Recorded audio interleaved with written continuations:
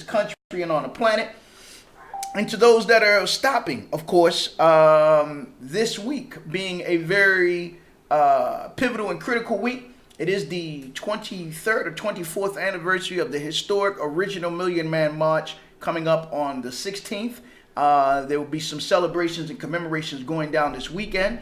Of course, also, those that will be stopping in terms of those who are of the Hebraic faith, those who are Jewish. I'm talking about, of course, the Sephardic Jews and original Jews that will be stopping as we're speaking to celebrate, elevate their Day of Atonement, or some say Yom Kippur. We extend that to you. And last but surely not least, to the real Patriots. And when I speak of Patriots, I'm not talking about the NFL New England Patriots. Don't get excited. But I'm talking about the real Patriots who stand up and the time of universal deceit, to speak truth to the powerless, to the powerful, and to the seen and the unseen, to the overt and the covert, to the revealed, and of course that which has not been revealed.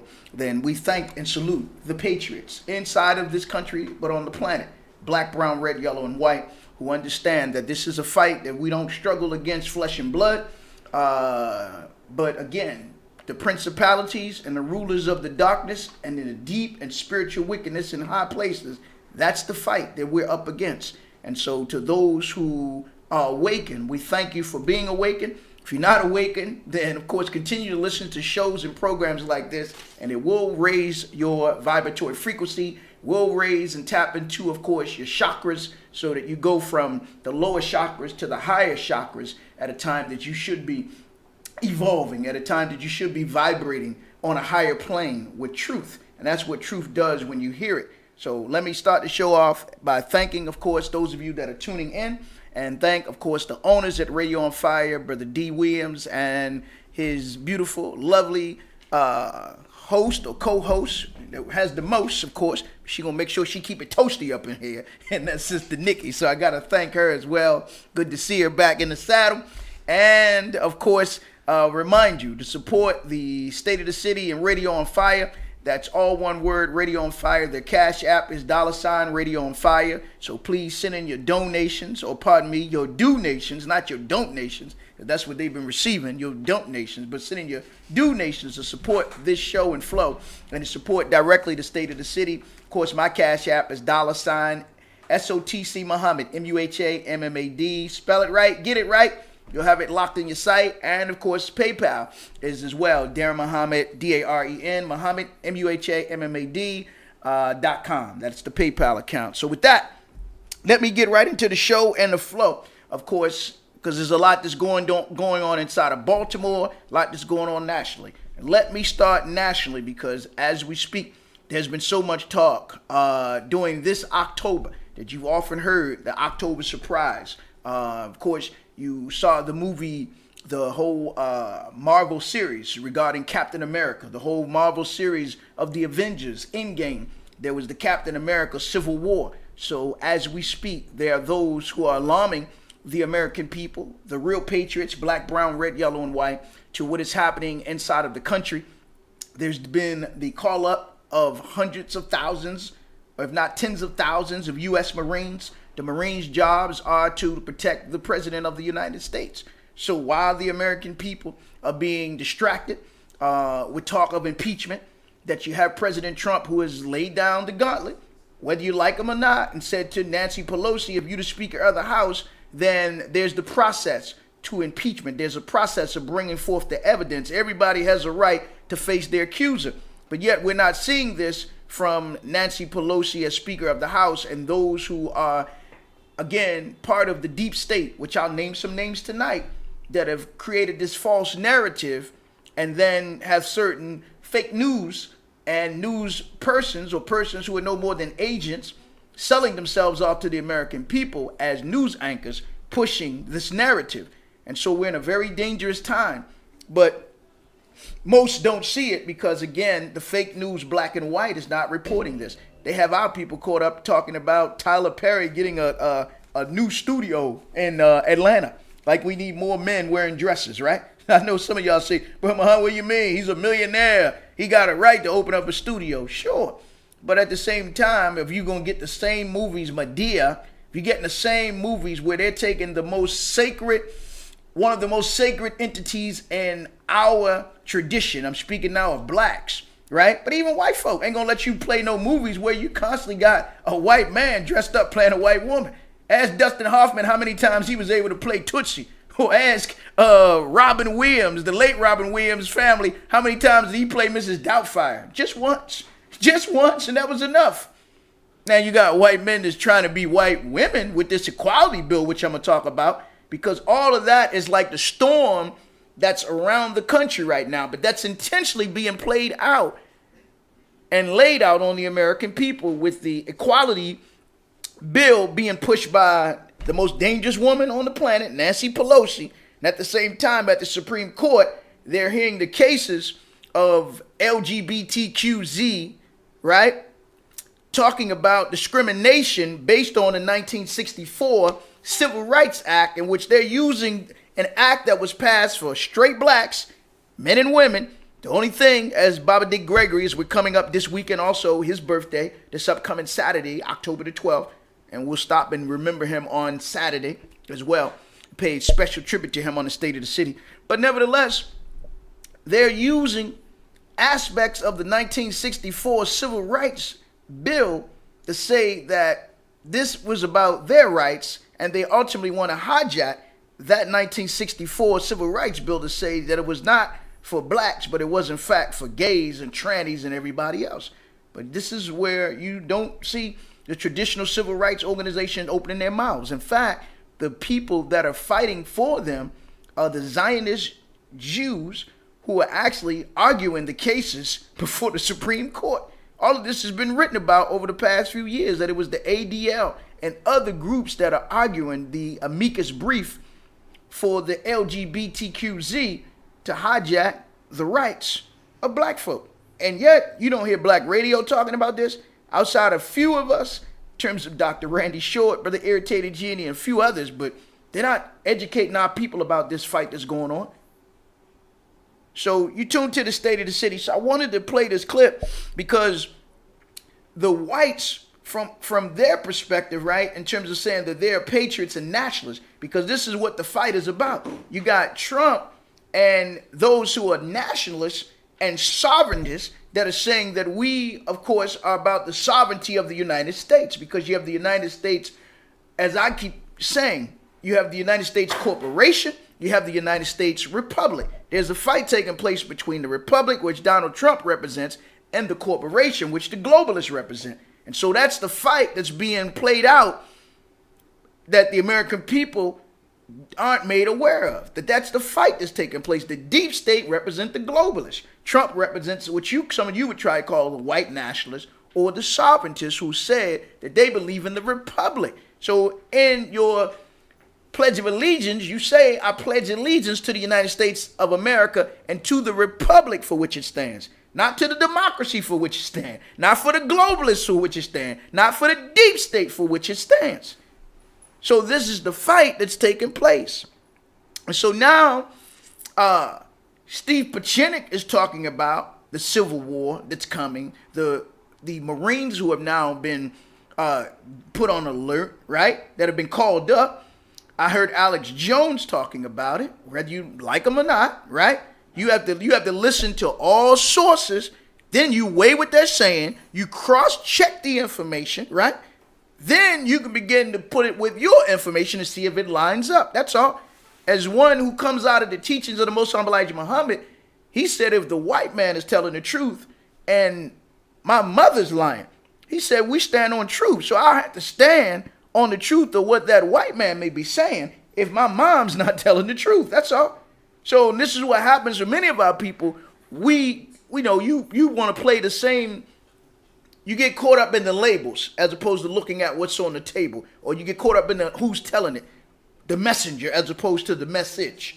And so the whites are alarming their people about what's coming inside the country. But who's alarming our people? They're telling their people to stock up on certain supplies, stock up on water, stock up on, non-perishable items, put some things away. So if this thing goes along, if there is a declaration of martial law by President Trump, if he invokes Executive Order 13603, which is about the continuation of government, in which he would then be president ad infinitum until that martial law is lifted. Okay? Now, what you see with the Democrats and their ball of confusion, allowing themselves to be used by the deep state to try to push insurrection and a coup with inside of the country, then they're guaranteeing the re-election of President Trump, who's already raised, right, $175 million. Some said his numbers have ballooned all the way up to like $735 million, right? Almost, they're reassuring his re-election with their tactics and their strategies right now. Some, you got to be able to see beyond your hands, see beyond your nose, see beyond what's in your city, what's in your state, what's on your coast that you think is just you and those who you listen to on corporate controlled black radio, right, or white radio, telling you that the people are so dissatisfied with President Trump. And that's just not true. That's all. So that's the game that's being played on you and played on your emotions to titillate your emotions. But you don't see no real agenda from those who claim that they want your vote in terms of the Democratic Party. So whites are alarming their people. The Steve Pacheniks, the Benjamin Fulfits, the Alex Jones, and so many others are telling their people the QAnon, right, of what is coming inside of America. Whereas our people are caught up in the distractions and the diversions. You still talking about Botham Jean, the case of Botham Jean down in Texas, and Amy Geiger down in Texas. But you don't see what's inside of your house and what's inside of the confines of the country. So I want to go to this clip, I think, of Benjamin Fulford first, but I'm going to go to some headlines. Then I'm going to go into Benjamin Fulford talking about just that. Justice Department must turn over material related to Mueller's grand jury judge rules. This was released earlier by Fox News. Also, Democrats' fear of Durham about to reach panic level. This is a report that's coming out in the next week about this whole Russia collusion that's going to come out and it's going to indict a lot of people. And so with that, the indictments in terms of the lies that was told, right, would then lead to the indictments that's coming out against hundreds, if not thousands, right, that were part of this.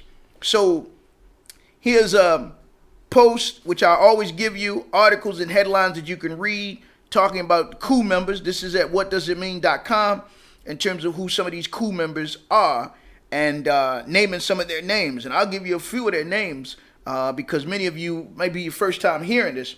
But John Brennan is one. Michael Hayden is one. Peter Strzok, or Strzok, S-T-R-Z-O-K. Strzok is one. James Clapper is one.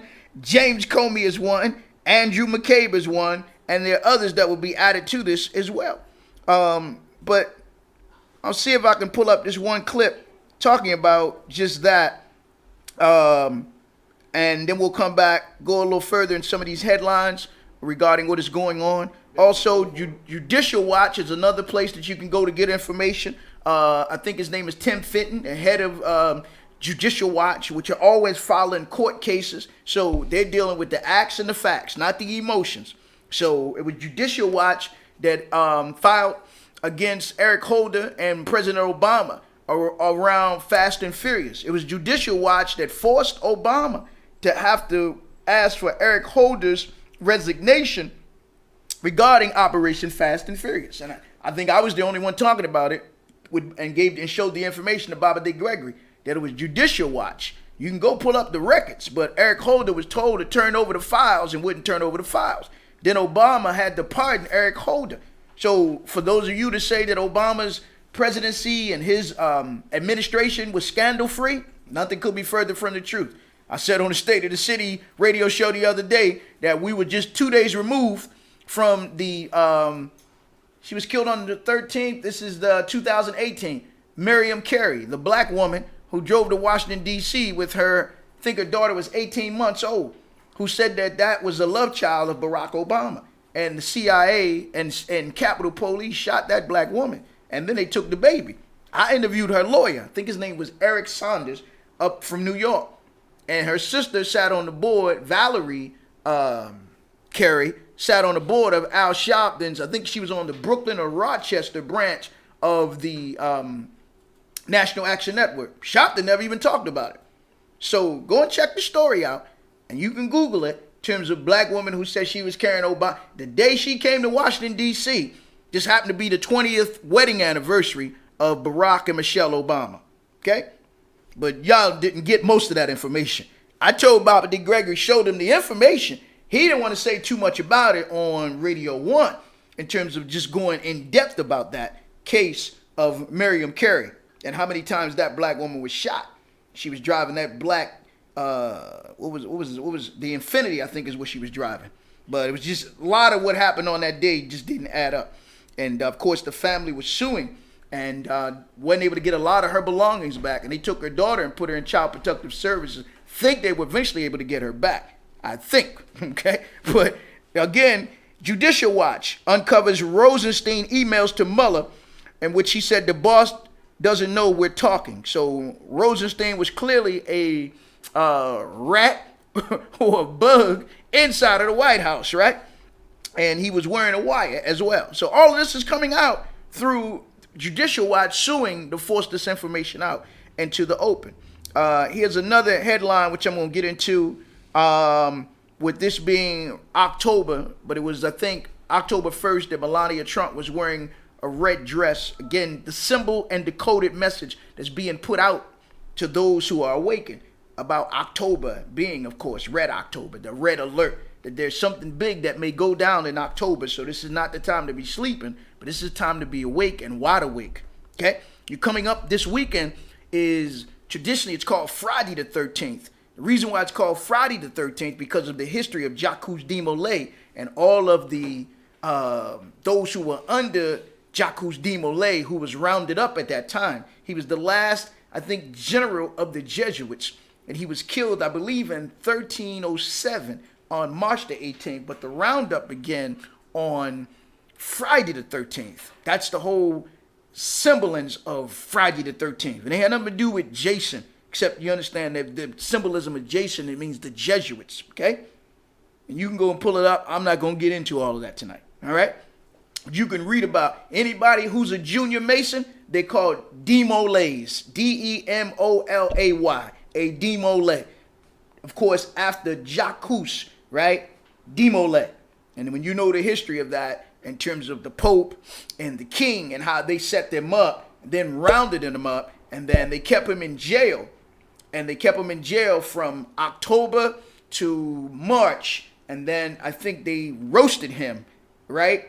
And his last words in terms of what he said would happen to the Pope and what would happen to the King. And I think within that year when he was killed, then the both of them died as well. Okay? So more coded messages is what we're talking about. Meaning be awake, be alert to your surroundings this weekend, wherever you may go. Okay? So now, let me see if I got this clip. Counter coup imminent. Trump cuts NSC staff and activates U.S. Marines. This is at beforeitsnews.com, but as I said before, most of the white, what some would call the alternative media or the imperative media. Some of y'all might try to call them the white right or the alt right, right? So you better have an alt left that's telling you what's going on, all right? Because they're at least alerting their people and alerting those who are awakened to want to know what's really going on. Who's alerting our people to what's really going on, right? Now they talking about Tyler Perry, okay? That's what they talking about. Tyler Perry or the latest, it's not sweeps week, the latest new fall lineups that's coming on TV. You talking about Black Lightning. You know, that's what you want to talk about, all right? So now, here's from Before It's News, Q News, The Fall. We know their moves before they do. Conspiracy against Trump, a bureaucratic coup. That's a good article to read. If you want to really kind of update yourself about the bureaucratic coup, who's behind the coup, how it began, the false dossiers, the false reports, etc. And every time they tried, it didn't work. So now they've they've kicked the can down the road per se, or it's led us to where we are now. Where now they're talking about impeachment, but not without allowing a person to face their accuser. And I jokingly saw where, I think it was, and I only quote Rudy Giuliani too many times. He said that the witches at the Salem witchcraft trial, they had more transparency and openness about facing their accusers than what they're trying to do to President Trump. So watch this now. That they don't want to bring up the vote. Trump is like Daren, Nancy Pelosi. Bring the vote up. You know, it's kind of like that little skit when in Rush Hour. Was that Rush Hour 1 or Rush Hour 2 when Chris Rock put the bomb on the little girl and she had the bomb and she was saying, "Go ahead, push the button. Push the goddamn button." You know what I mean? So Trump is saying, bring the vote up. You know what I mean? It's like when we was little and somebody say, "I dare you," and then we say, "No, I don't do I dare you. I double dare you." You know what I mean? So Trump is saying, bring it up. But you got to bring it before all of the members. And so what they're essentially trying to do is take it to certain members and not to all the members. So it lets you see that they're perverting the process is what they're doing, because clearly they have another agenda in mind is what we're looking at. So again, let's see if we got a few of these other headlines so I go to Benjamin Fulford. Here's Steve Quayle alert, important update on President Trump activating the Marine Corps and the threatened armed coup against him. So that's at beforeitsnews.com, but I think it also was the, trying to think who was the other group, Natural News had reported that, and it's on the U.S. Marine website, so you can pull that up as well and see that for yourself. I don't want you to say, Brother Muhammad, you on there just making it up, talking about Trump activating the U.S. Marines. No, it's coming. Also, Trump averts U.S.-Turkey war after young black woman stuns White House with a powerful prayer. You should read that article at beforeitsnews.com when the sister from Ethiopia asked Trump because she prayed for them at the White House. And listen to that and see what she talked about, okay? That's when he met with young blacks at the White House. And so at Daily Caller, here's the headline: President Trump to black Americans, you built this nation. So for those who say that Trump hasn't acknowledged, I don't need him just to acknowledge it, but of course to move toward eventually reparations. But he said we, which he knows we built this nation. So let's keep going here as we're looking at some of these headlines before I go to Ben Fulford for a few, giving you that clip talking about what's about to go down inside America. Daily Caller: Trump stopped cold when black supporter asked to pray for him. What she did next floored the room. And that's at the Daily Caller. You can pull it up, read it for yourself if you like, watch it for yourself also. Let's see some of the other headlines I want to get to quickly before I go to Ben Fulford. U.S. Marines Reserve units activated for emergency within the United States. That's at www.newswire.com. So I'm giving you 3 sources now already. I ain't even gone to Alex Jones and InfoWars, okay? So for some of you say, Brother Muhammad, you getting all your information from InfoWars? No. But let me let you on a little history, because some of you saw me for the first time debate Malik Fuyu Shabazz, who you know is Malik Shabazz, right?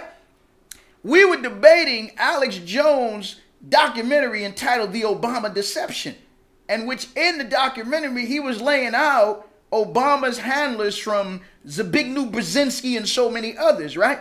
He was laying out how Obama was a part of the Council on Foreign Relations and the Trilateral Commission, who he was getting his, of course, orders from.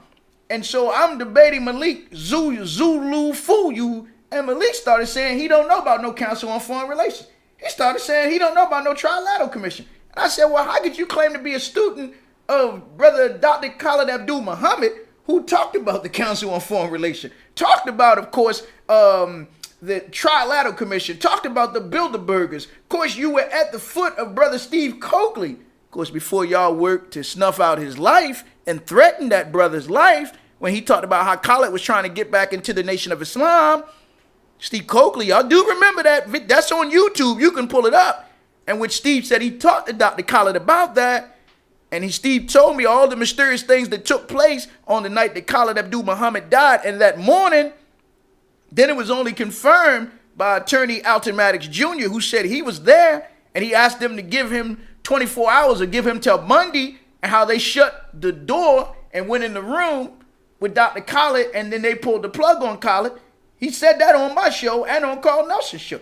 He then went further and talked about how Al Sharpton called him, and Sharpton said he was in Atlanta. He said, well, how you know I'm in Atlanta if you're not here? So that meant either Fuyu was talking to Sharpton, or Dr. Khaled's son was talking to Sharpton, or the woman who said she was with Dr. Khalid was talking to Sharpton. So clearly the way they set Dr. Khalid up, and nobody's ever really investigated and held them accountable for their contradictions regarding the death of Brother Khalid Abdul Muhammad. Okay? So, again, you tune to the State of the City. But meanwhile, back at the ranch, I debated Malik Zulu Fuyu Shabazz about, again, the authenticity of Alex Jones's documentary, The Obama Deception, in which he talked about Alan Goolsbee, who was Skull and Bones, right? Who was on Obama's economic advisor. It was Goolsbee that said that they told, I think it was the Prime Minister of Canada, when Obama was talking about what they was going to do to Canada, they said he called the Prime Minister, said he just needed to say that during the pre-election hype, but when he gets in, right, none of what he said toward Canada is he's going to do. You understand? So that was how the game was played. So nevertheless, all of that came from Alex Jones in terms of that Obama Deception 1, Obama Deception 2. So I couldn't just dismiss the truth that he was speaking in there. All right? So now they're telling their people of what's coming and what's happening inside of America. And many of you who are awakened that sent me the information, I thank you, because I see it, but it's always nice to know, as we always say, water seeks its own level. And those that are vibrating on that same level will reach out to you and vice versa. So let's keep going. So now U.S. Marines Reserve units activated for emergency within the United States. What could be the emergency? All right. That's what you got. That's what you got to ask. Okay. So let me see if I got this clip, which we'll go to now. Benjamin Fulford, you got that clip? We'll go to this clip. Benjamin Fulford, maybe give you about 5 minutes of it so that you can hear, I think. Welcome to the channel. Yeah. Got it.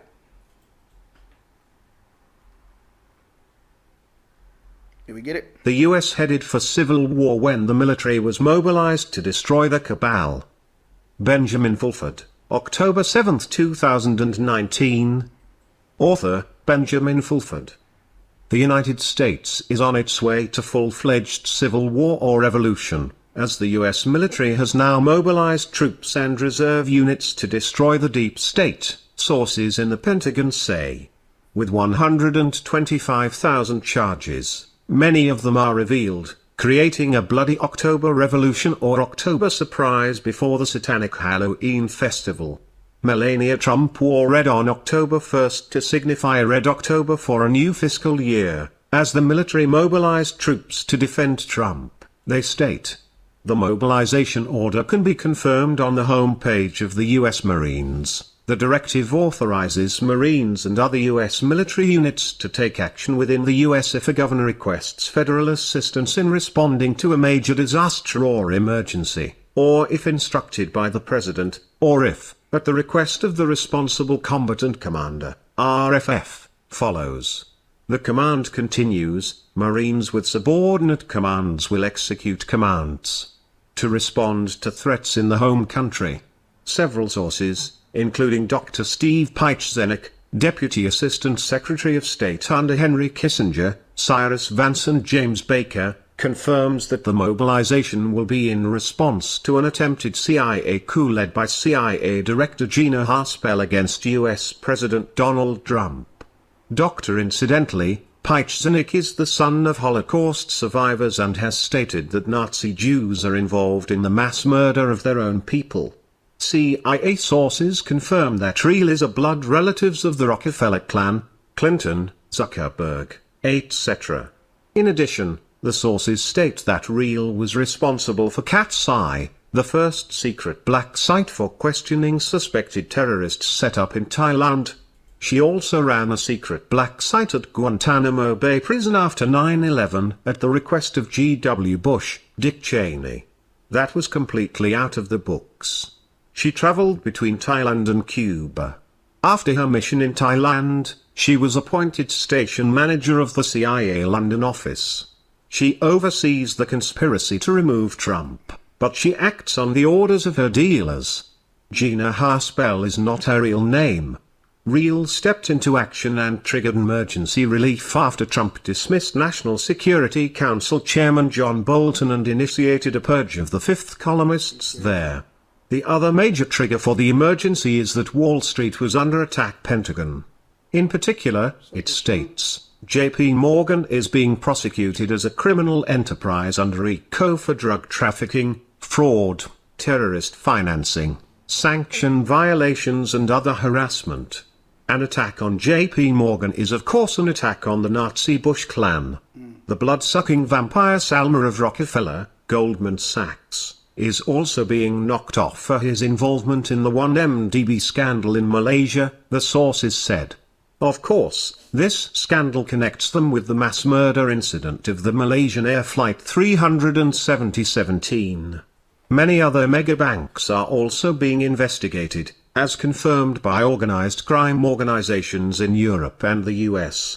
The most important of these investigations involved raids by the Vatican police to obtain documents and electronic devices from certain officers of the First Division of the State Secretariat and the State Financial Information Authority, which related to complaints about the Institute of Religious Works, Vatican Bank, and the Office of the Auditor in relation to financial transactions carried out over time, according to a press release from the Vatican. This is huge, because in the Vatican Bank hundreds of so-called world leaders are talking about bribery. The raids were partly in connection with Trump's requests to find out who financed the various witch hunts against him.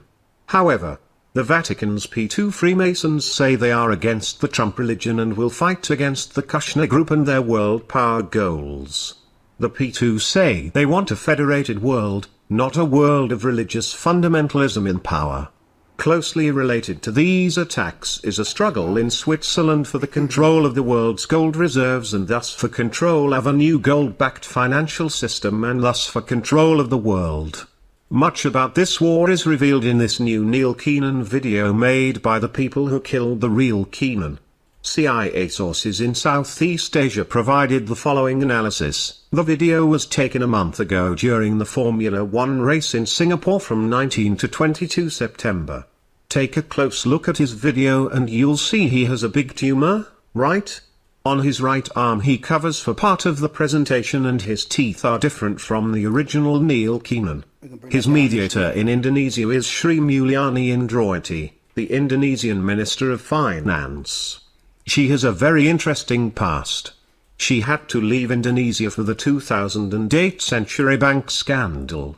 Nearly $1 billion has been missing and is believed to flow into the re-election of President Susilo Bambang Yudhoyono.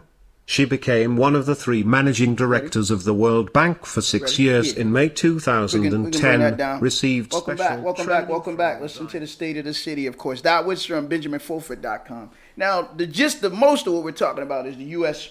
Marines, of course, being placed on alert. So, I mean, you could Google the story. For some of you, I know some of y'all act like you're from Missouri, the show me state. So we used to say in the mines, you don't believe grits is groceries and eggs is poultry. So I got to go Google the headline: U.S. Marine Reserve units activated for emergency within the United States, which will come with little warning, cites threats in the homeland. Okay, so that's from News Target. Now you can just Google the story and see how many hits you get in terms of the information coming forward. You can take it or leave it. Okay. It ain't even for me to debate with you. You can take it or leave it. I'm not going to debate you. Some of you want to debate it, but let's debate it, Muhammad. That could be fake news. Okay, well, you stay tuned. But as the old folks say, let a hint to the wise be sufficient. We saw what President Trump said he's pulling the troops out of Syria. Of course, in terms of the United States troops that are there in Syria. Now, as I said before, if this would have happened under President Obama, y'all be having a ticker tape parade in every city right now, man. You be out there like the Bee Gees and the Squeegees. You turn the Squeegees into the Bee Gees, singing "You Should Be Dancing." Yeah, y'all be having a ticker tape parade right now because when Bush was in there and Reagan was in there, all the Democrats were saying was, in the words of what's her name, Freda Payne, "Bring them back alive." See, we got that clip. Bring the boys home. Bring them back alive. That's all the Democrats were saying. They were saying the Republicans was the party of war and we the party of peace. Nothing could be further from the truth. You know what I mean? So Trump now using misdirection, which only a promise, which he said that he was going to pull the troops up out of Syria. Mission accomplished in terms of, again, once they work with Russia, once they work with the government of Assad in Syria to protect his sovereign nation, but also that pipeline over there that Russia already had contracts for, right? That TAPI pipeline, TAPI, which is a pipeline that's run through Turkey, okay? It's going to run through Syria. It's going to run through, I believe, Afghanistan. It's going to be running through Iran, and Iraq. So that was the pipeline, right? That's going to run. Now, the odd man out, or the odd group out, is the Kurds that the Obamas and, of course, the Saudis and the British built up, gave them arms inside of Iraq to help them to overthrow Saddam Hussein. Then they came in, and as they did in Yugoslavia, as they did in other countries, they balkanized the country, and then they cut Iraq into 3 regions: one for the Sunnis, one for the Shiites, and one for the Kurds. If you don't believe me, just Google it. Prior to that, there was no Kurdistan. They created Kurdistan. The Kurds only about 25 to 30 million people, and they're living along the borders of Turkey, Iraq, Iran. I think the other one is Syria, right? And so it's interesting because we 35 to 40 million blacks in America, or Africans in America. We should have our own land, right? Have our own sovereign state. So now Turkey is saying that, of course, the land which they're going to eventually run that pipeline that the Kurds are occupying in Syria is Syrian land. It's not the Kurds' land. But the Kurds were built up by the Obama administration and given arms and promises by the Obama administration. So now when the Trump administration gets in, we say, no, we didn't make those promises to them. So it would be on the Kurds at this recent UN, to have sent representatives, right, to the UN to talk about a peace deal, or how they could peacefully coexist inside of Iraq, but not how they could peacefully coexist inside of Syria, which is not their land. That land belongs to Syria. So that's a fight between that group that the Arab world have to solve amongst themselves, right? That's a fight, okay? The British created it with the carving up of certain Arab countries and then creating certain groups. That way they could always come in and control them. The British have always done that. As the Most Honorable Elijah Muhammad said and teaches, that he always said the American devil, right, was smart, but he said that that British devil is the smartest one of all in terms of how he continues to manipulate. And at the core of those that's trying to pull off this coup inside of America are a lot of Zionist Britons, right, is those who are behind this coup. House of Chatham in London, England, okay? Tavistock Institute in London, England, okay? So now that's a big fight, but Trump is saying he's bringing the troops home. They're not going to be staying in Syria because Syria army, Syria military, and of course the Russian military and the Chinese that are there, okay? And the Chinese that have deals there as well, that they will have that on lock. So now Trump is saying he's going to bring the troops back home. Where will that focus be, right? Will it be in Venezuela? Will it be in what's happening in Cuba? Will it be what's happening in Peru? Keep your eyes open. Because as I said the other day on the State of the City radio show, just as they had another movie, because all these movies are like predictive programming. It's like telegraphing what is to come. They had the movie with Sandra Bullock called Our Brand is Crisis. So they manipulate a crisis to get the reaction to push a solution. That's the Hegelian dialectic. So they came out with a movie, right? Not wag the dog, right? Right, wag the dog or wag the tail, you know the movie. And of course, this one, most recent one within the past year and a half, was Our Brand is Crisis, which was all about how they manipulated crisis to get somebody elected in South America, okay? So now, that's another interesting story that's about to play itself out.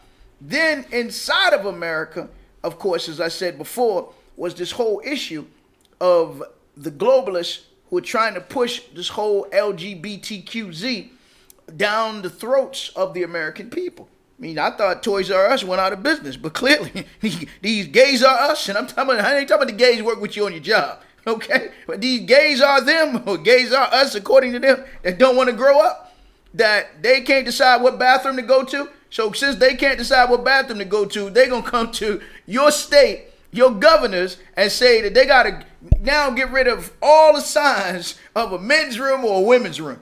Down in the schools, get rid of all language and pronouns of a he or she. It's just supposed to be, you know what I mean? It ain't even they. It's just supposed to be it. right? This is what they're doing. At a time that we're seeing all this serious business going on inside of the country, this is what we see that's being laid out and played out on the American people. Taking away your rights, right?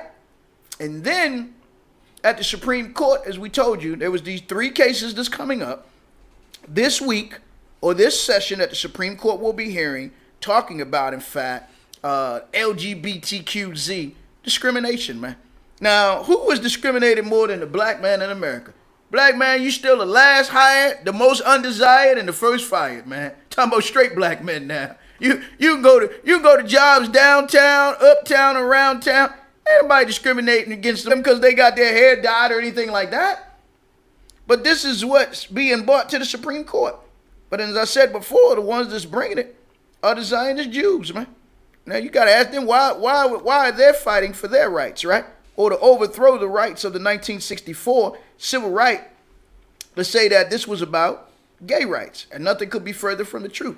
But I want to see if I can pull up the article talking about, of course, this whole issue. This is headline: Brett Kavanaugh set to be at the center of Supreme Court debate over LGBT rights. 2 major LGBT civil rights cases to be heard by the Supreme Court.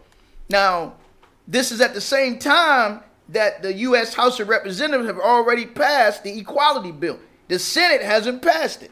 So this is another move of why you have those saying we got to get rid of Mitch McConnell, because McConnell, everybody's rights are protected. But you got those saying specifically they want to be in a protective class now. You got the immigrants who they're bringing into the country saying they want to be in a protective class, right? Nobody wants to protect the black man. Who's being killed in this country? Play the story straight and the narrative. They not trannies being shot down. They ain't gays being shot down. Justice Smollett ain't take no bullets, man. Even though it was a hoax, he ain't take a bullet. You know what I mean? Straight brothers taking bullets in Chicago. See, that's the other indictment on Justice Smollett. At a time when black men are being killed, when black men were being kidnapped and taken to black sites or taken to white sites or taken to sites, right? Like a Abu Ghraib, and they were tortured. Black men were Smollett. I mean, in Chicago, pull a hoax off like that. He better be glad the brothers in the street didn't take his ass off the planet. And y'all don't see through that, man. In Chicago, where black men were disappearing, 1.5 million New York Times article in 2016 said 1.5 million black men missing in America. They ain't say 1.5 million trannies missing. They ain't say 1.5 million gays missing. They said 1.5 million black men missing. And we ain't having no discussion about that. Our rights, which I'm going to bring it on to Baltimore when they keep talking about black men in the criminal justice system and the gun trace task force, and why nobody wants to pay these black men and set up a victim relief fund. They had a 911 fund for the victims of 9/11 in New York. Every year they voting on it to keep that money coming. It will have to be compensated. Now all of a sudden the city ain't got no damn money. Now all of a sudden the police wasn't police. They was some other entity operating in Baltimore City. And nobody wants to call a spade, and nobody wants to call it for what it is, man. And everybody all of a sudden want to acquiesce. Everybody all of a sudden, well, we ain't got no money to pay it, but they just found money for the goddamn Preakness. The Preakness. They found money for some black and brown horses. And the money going to the poor brown jockeys, and then the rich white men that control them black brown horses, man. And you get these fools like George Mitchell getting on radio talking all this yak like he really makes some decisions up there in Park Heights. Them Jews control Park Heights. That nigga don't control nothing up there. He don't even control the lights inside of Langston Hughes. If they tell him cut him off, they cut him off from the outside. They getting on radio because they paying for him to get a show. Coming on radio talking all that yak. I had to cut him off. Talking about he at the table with the Stronach Group. And the Stronach Group lawyer is Alan Rifkin. Man, if y'all don't know that crook thug Alan Rifkin by now, stay tuned to the State of the City. I'll bring you more information on him. Okay? But they got money to bail out the Preakness, but not black men in this city, man. And that don't anger you? That don't get you running them from among you? The Jack Youngs, the Brandon Scotts, and the rest of them? They can find money for everything else in the city. They found money to bring a Grand Prix. They get ready to have money next week. They got that Baltimore Marathon shut down the whole city. If you don't get out early, you won't get out. I'm telling you now. It ain't this Saturday, it's next Saturday. If you're east, you won't be able to get west. If you're west, you won't be able to get east because the whole city be a mess till about 3, 4 o'clock. Y'all know what am I like my line, bro? City be shut down. You got a doctor's appointment, you better beat the doctor at the doctor on that day. You know what I mean? Sister, if you got a hair appointment, you better get to that hair, so you better be out about 6 in the morning, because if you don't get out, you won't get out. Okay? So now the Supreme Court appears divided on LGBT civil rights case, man. But all I'm saying, keep your eye on this case, because I ain't gonna get all into it about the cases. You can go online and read about it. Okay? They get enough press right now. And I always say, in 2019, if you don't know what bathroom to go to, you better put on a Depends or a pull-up, man. You go to a store and you don't know what bathroom you want to go to. You go to school, you know, when you're a child, ain't got no, they can't control them sphincter muscles. You put a pull-up on them or you put a Depends on them. If they're adult, they just a little too old, man. They got a little incontinence. You see all the commercials for bladder control and all that. You better put a pull-up on. You better put a Depends on there if you don't know what bathroom to go to. But I think the Chinese, they tried that mess over there. Chinese, part of my life, Chinese just bitch slapped them. Houston Rockets running off at the mouth talking about human rights in China. And we ain't having that over here. This ain't North Carolina. They pulled all their contracts from the Houston Rockets in the NBA. If you don't believe me, pull the article up. China said, not here. we don't play that over here. He come over here meddling in our business. They said, what we do over here is our business. So China had more people watch the NBA in China than inside of America, man. They love basketball in China. So the NBA is going international. The NFL is going international. So China just pulled all them contracts with the NBA. Made the NBA come back and apologize for the general manager of the Houston Rockets. What was his name? Morey? For Morey even trying to get a little glory talking about what's happening in China. They pulled all them contracts, man. So and the NBA, they don't know what to do now. They went and got James Harden, woke him up, made him go apologize. And he didn't even know what he was apologizing for. You know what I mean? Just go apologize to the Chinese. You know what I mean? Hey, if they could go find Yao Ming, they go get Yao Ming. Tell me, Yao Ming, can you help us out, Yao Ming? And what's the other Chinese player that was in the league, right? What was his name? He's still playing? With the Raptors, right? Jeremy Lin. They go get Jeremy Lin if they could, right? They need, I always say only those with bad credit need co-signers. The NBA, Adam Silver, old Jew, Adam Silver needs some co-signers right about now, man. The Morey, the general manager of the Houston Rockets, he needs some co-signers right about now, man. But Chinese don't play. They bitch slapped him. You know what I mean? Not here. And that's what you got to do to him, man. So again, you tune to the State of the City. So now, these are some national stories that I wanted to share. But keep your eye on the Supreme Court case because the session just started. And see how they rule on this case because it will have, of course, lasting effects. And at the same time, they're trying to force the Senate to even bring up the Equality bill. And as long as it's Republican control, hey man, I applaud him. He say, Brother Muhammad, are you a Republican? Nope. But at the same time, if anybody look man, if they trying to hijack our rights in politics, what they say, ain't no permanent friends or permanent enemies or frenemies, just some permanent interests. That's the bottom line, man. Let them bring up the Voting Rights Act in terms of reinstating certain sections that they took out of the Voting Rights Act, which is for black folk. But you don't hear none of your civil rights organizations talking about it. None of your black leaders talking about it. Bring that up. So now, let's bring it on home. I think it was some other national stories I wanted to hit on in terms of before we get into Baltimore, because I want to talk about Baltimore because there's been so much going on in Baltimore City, man. So much going on. Let me see if there's something else that I had nationally that I overlooked that I definitely wanted to talk about and definitely share with the family that's out there that's listening as well. Of course, Trump accuses Pelosi of treason and called for her to be immediately impeached. Well, I might agree with that. Oh, here's another national headline.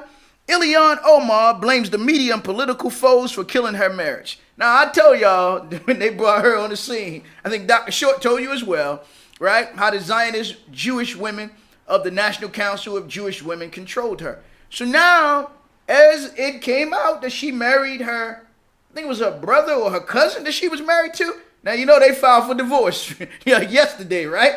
So I guess she gonna blame Trump for that one. She might blame the Russians for it. I don't know. But I told you she wasn't authentic in terms of an authentic Muslim, but an Assalamu alaikum, and she wasn't no authentic Ethiopian or Somalian. All right. So now she say we want a little privacy. You know what I mean? So you say, what was that really all about? Okay. And they say she was married to two men, hadn't divorced the other one. Now I know in Islam the man can have more than one wife, but I ain't never read nothing where a woman can have more than one husband. Okay. If it is, y'all let me know where that is for sure. All right. So now here's another one. King calls for investigation of Obama, Clinton, Comey, Soros, Lynch, Abaddon, and Weiner scandals. Well, yeah, that's Representative King. What else we got here that I want to definitely make sure we get into? Well, I won't get into Obama's CIA agent, Stanley Dunham. We know about all that, man. What else we got? Oh, I ain't going down to Texas. Talking about Joshua Brown. I keep telling you that story don't add up. Both of them didn't add up. What's her name? Geiger didn't add up. And as I keep telling you, every time you see the lawyer, it's none other than Benjamin Crump. You know it's game. he just snaked all his way all the way from Sanford, Florida, when he was Trayvon Martin's lawyer, right? And now he all the way over in Dallas, Texas, man. So wanted to make sure that we get into that. You know, it was another headline I wanted to get into and share. If not, we're going to bring it on home and talk about Baltimore because there's been so much going on in Baltimore. Did we play that clip last week about Biden talking about what he did when he told that son of a bitch to make sure they fired their prosecutor? Yeah. We played that last week, right? As I keep saying, Biden will be dropping out of the presidential race. In fact,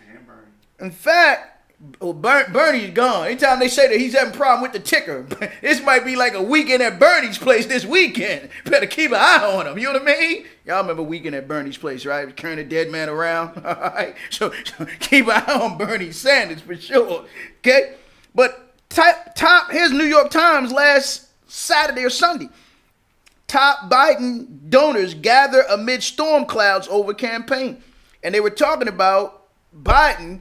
And he already is behind in raising money to, I think, Elizabeth Warren and Senator Bernie, right? So they said one of his biggest bundlers here was John Morgan. Now, where have you heard the word John Morgan? Name John Morgan. John Morgan, for those in Florida, is one of the biggest bundlers for the Democratic Party and was the biggest bundler for Barack Obama in Florida. Fact, the weekend that Trayvon Martin was killed, John Morgan was hosting a party for Barack Obama at the home at that time. I think it was either Vince Carter, who was playing for the Orlando Magic at the time, and what's the other guy that was there with them? Grant Hill. It was either at Grant Hill house or it was at Vince Carter's home. You can pull the article up and read it, okay? But that's when Trayvon Martin, the NBA All-Star game, which I was the one that told Baba Dick Gregory that the time frame of what they told us about Trayvon being killed didn't add up, because they said that he went outside at halftime of the NBA All-Star game. Anybody who watches the NBA All-Star game know the All-Star game now don't start till 8 o'clock, right? All the preliminaries start around 6 o'clock. The games don't start till 8 o'clock. So they said it was halftime, and it was at 7:30 when Trayvon Martin was killed. It couldn't have happened. Halftime wasn't until about 9:30. So we know that whole narrative didn't add up. I was the one that shared that information with Baba Dick Gregory, but I always kept my hand behind the scenes sharing the information with him. Okay? So giving new meaning and true meaning, that the unseen oftentimes is more powerful than the seen. Okay? So top Biden donors gather amid storm, okay, clouds over his campaign. Here's another one. Well, Glenn Beck was talking about it. You can read that as far as Glenn Beck talking about the deep state as well, and that whole manipulated crisis, again, that you can pull up and read and see that for yourself.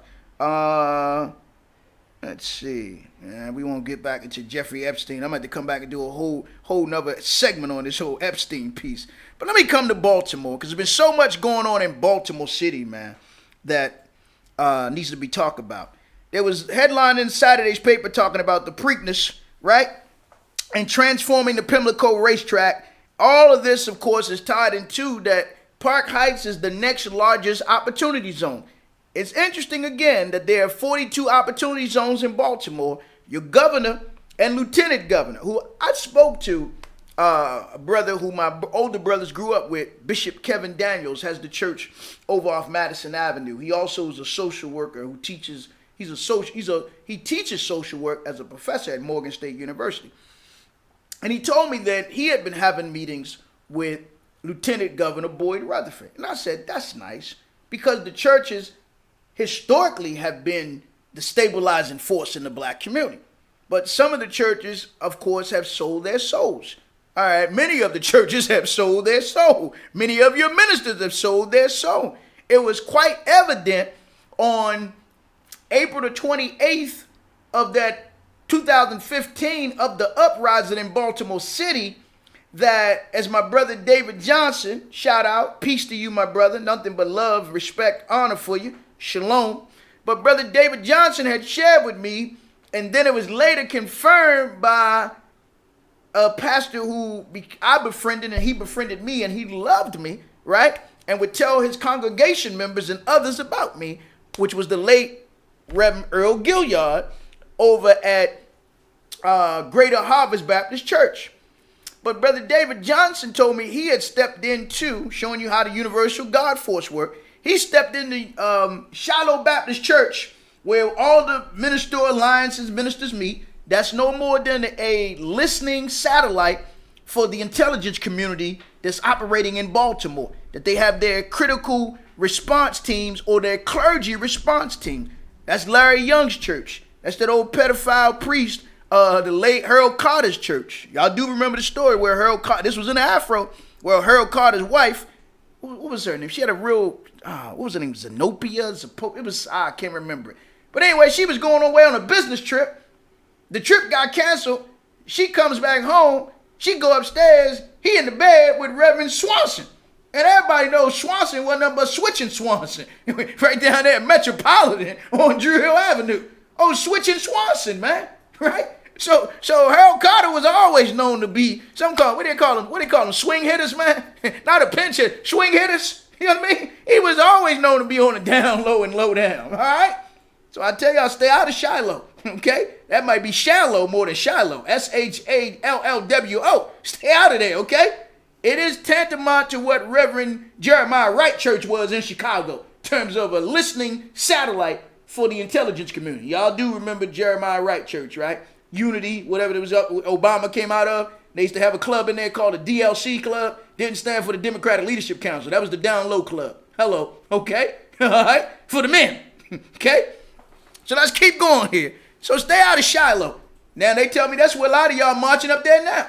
But on the night of April the 28th, the night of the riots in Baltimore and the rebellions and the uprising, Brother David Johnson told me they went in there, and the little Indian woman, her name was Vanita Gupta. You can Google that name, Gupta, Gupta. That is an Indian name. They only got like 3 or 4 Indian names. They either Guptas, they the Patels, they Moody's, or they Singhs, okay? And very few Gandhis around here, all right? I'm just keeping it real, okay? They have 4 names for the most part. They are Guptas, Moody's, Patels, or Singhs, okay? So now, Brother David was telling me that Vanita Gupta, who was the Assistant Attorney General under Loretta Lynch, she was leading the meeting as the part of the Department of Justice, the DOJ. She was instructing the police who they could arrest and who they couldn't arrest. See, they was watching, man, from another room on CCTV with some of these cybersecurity companies like, what was that one? The name escapes me, but their address was 111 Light Street. All right? I think it was something Fox, Zero Fox, I think was the name of the company. You can pull it up and check it out. All right? So now, Gupta's in the room with all the ministers. They told all the ministers and the imams, Assalamu alaikum imams, anybody want to stay out after 10 o'clock because they had declared the curfew. Anybody want to stay out after 10 o'clock, they had to get a badge, right? And they had to turn in all their credentials to the Department of Justice, right? Now you in the church, and you go to church on Sunday, and your preacher be up there talking about, Jesus said, get thee behind me, Satan. They couldn't even say, get thee behind me, Satan. They went in their pocket and started handing over everything. You know what I mean? I mean, every damn thing, man. These were your preachers, okay? So you got to watch them because none of them was willing to do that. Then they had that stage march up to Pennsylvania North Avenue, and they all took a knee in the middle of the street. And then the Muslims, they were out there delivering pizza, man. I don't know what the hell they was doing. They had a picture on the photo call, Instagram. They was on there delivering pan pizzas to every damn body. I said, man, I ain't never seen nothing like this before. I'm like, who writing these scripts, man? You know what I mean? So I hope it wasn't pepperoni pizza. All right? But had Muslims deliver pizza, man. I ain't never seen nothing like that before. Don't apply, let it fly, but you know who you were. All right? So now, all of this is playing out in Baltimore City, man, that the preachers were part of and oversaw the destruction of the city for years through these different programs that came in. The Promise Zone money, right, which came after Freddie Gray. Nobody asked where'd that money go, man. Jamal Bryant got some money. Now go down to that building that Jamal Bryant claimed that he was putting a Freddie Gray in at 1505 Utah Place and tell me what it looks like. It was down the street from the Masonic Temple, the Prince Hall Lodge. And Jamal Bryant left town. Nobody ever asked Jamal, where'd that money go? We need an audit on that money. Those are federal dollars, man. Nobody ever asked Jamal Bryant. But of course, as Jamal Bryant said when he quoted one of them Chris Brown songs, these hoes ain't loyal. You know what I mean? Them hoes ain't loyal. So, and they definitely not royal, as we found out. Okay? So now we had the Promise Zone. We had the Empowerment Zone. We had the Enterprise Zone. So now here comes the Opportunity Zone. Park Heights is up close and center because of Pimlico Racetrack. Now they've had Pimlico Race, which is 1/3 of the Triple Crown race. You have the Kentucky Derby, you have the Belmont Stakes. Baltimore has, of course, the Preakness. Park Heights is an affluent Caribbean community. Brothers and sisters from Jamaica, from Trinidad, from St. Kitts, from St. Thomas, from the Bahamas, right? Usually in most cities where there's a Caribbean community, those are middle-class communities. Those are vibrant communities in terms of their morals, their culture, their values, education, etc. Their businesses, man, right? You go up Park Heights, that's the exact opposite, man, because there's really been no support from the city to the Caribbean community outside of sponsoring the Caribbean Parade. It's gotten so bad that the Caribbean Parade it used to march down Park Heights. Now they start on 33rd and they march into Clifton Park now, right? It used to come all the way down the Heights and go into Drew Hill Park or something, right? So now the city is disinvested, not just from the Caribbean community, but from the black community in Park Heights. The businesses up there used to be thriving. Park Heights Barbershop under the late great Johnny Clinton. I used to eat at the Yellow Bowl, man. Yellow Bowl was one of the last good places up there. You can go get some good chicken noodle soup without a soda on the side. You know what I mean? You go in the Yellow Bowl, they had the little jukeboxes, man. You put your money in there and listen to a Patti LaBelle song. You can play 3 for $1 up in there. In the Yellow Bowl, Mr. Moe and I can't think of the family that owned the Yellow Bowl. Then they had a Yellow Bowl down on Greenmount Avenue. If you couldn't get it when you was uptown, you get it when you get downtown. Go past the Yellow Bowl on Greenmount Avenue now and see what it looks like, right? So it was the Fullwood family or the Fullard family, I think. I knew the brothers, Fullard, okay? So the city stopped investing and disinvested up there, man. It got so bad that the one supermarket that was up there next to the bank closed. Then they put the brother, what's his name, Caviar. Y'all know what I'm talking about. That minister up there with the Lord's Prayer Church, man. Right? They put him up there. He next to an empty supermarket and ain't doing nothing up there, man. Then Cinderella and all them other stores up there have closed up Park Heights, man. But they put a lot of drug treatment centers up there. They definitely put them up there. It's so bad the senior citizen buildings look like prisons, man. Seriously. And the seniors been crying out for help because they put all them substance abuse users, which are in the 504 programs, they put them in the senior citizen buildings. That's by design, man, so they can destroy the buildings. And by the same time, what they do is they end up being predators on the seniors, man. The young girls messing with the older men, and then the young boys messing with the older women, and the women can't come out the doors. They got to lock the doors at night. They got to put 4-5 locks on. They got to put a wheelchair at the damn door. I've been into some of their homes delivering medicine to them. They putting a wheelchair at the door. They putting a brick at the door and everything else. That's not living, man. That's not living. But you go up the other side of Park Heights into the predominantly Jewish community. And you see where all the money that was supposed to go in the lower Park Heights or below the Nile or below what we call the Wailing Wall right there at Glen, right there at Northern Parkway, all the money's going on upper side of they built that part up, man.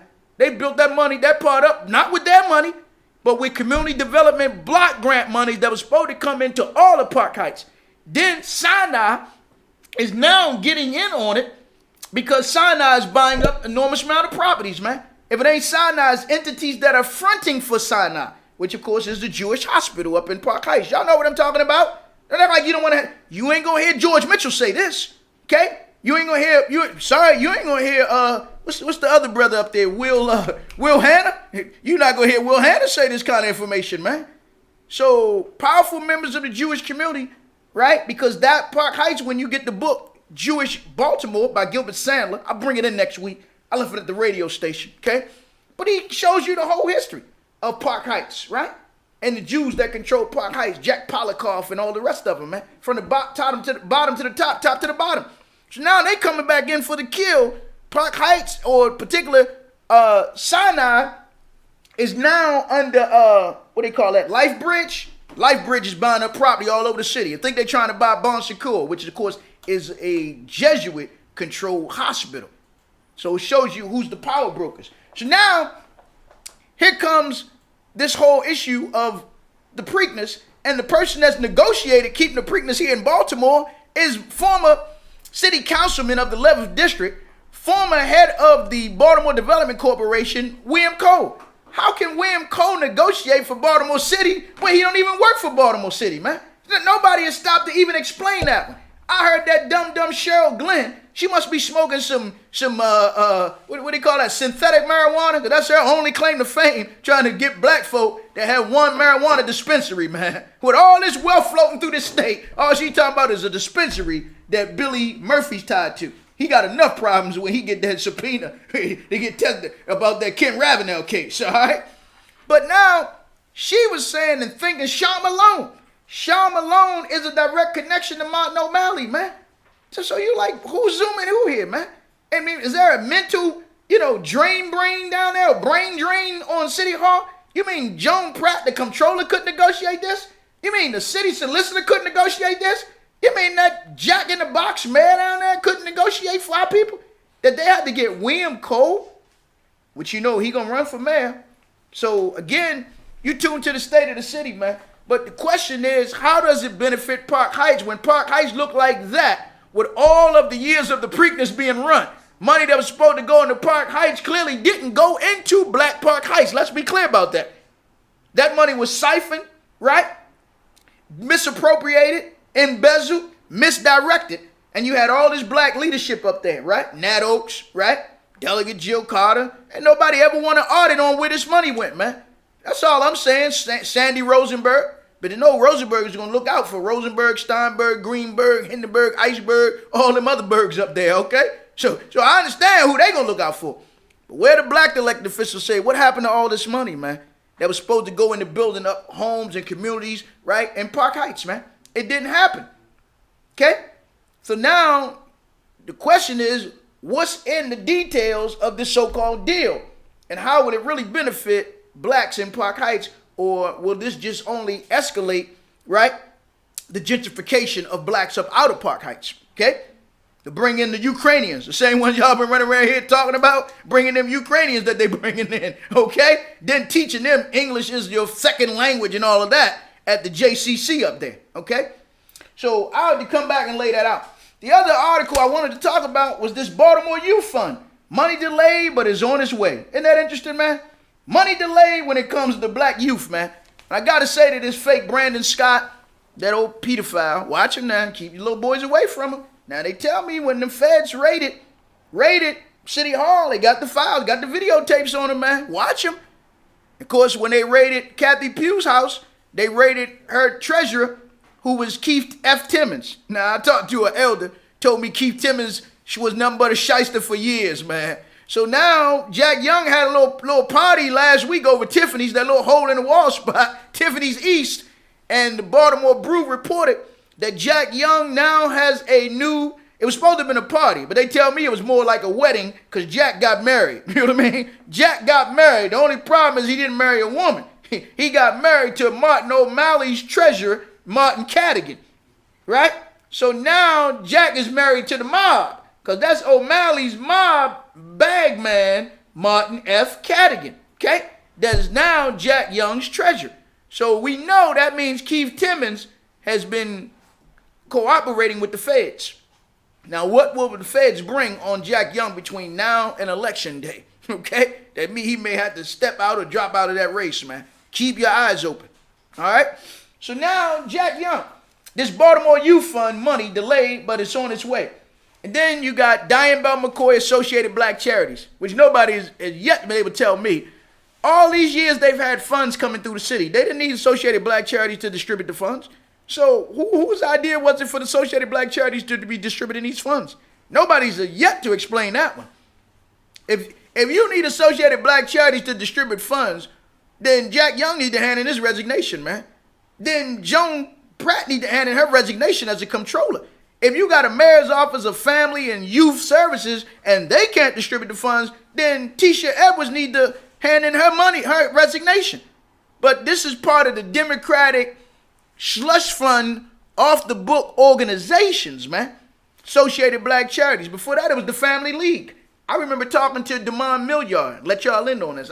You remember Damon Milliard was chief staff to Sheila Dixon when they brought that indictment and she thought she was going to sit on the stage with Obama, and Obama and them told her don't even come to the event that was downtown.